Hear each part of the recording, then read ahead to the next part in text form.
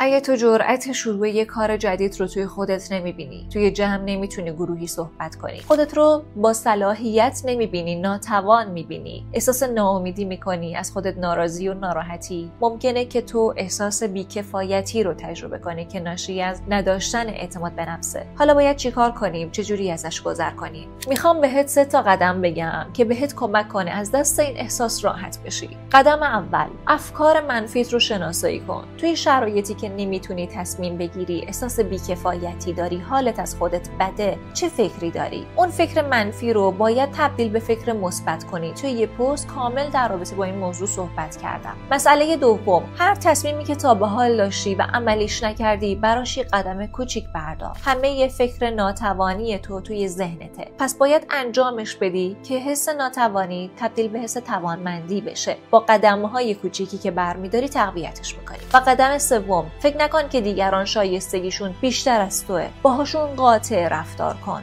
و این قاطعیت رو توی خودت رشد بده با رفتارهات، با تصمیماتت و با بردهای کوچیکی که به دست میاری.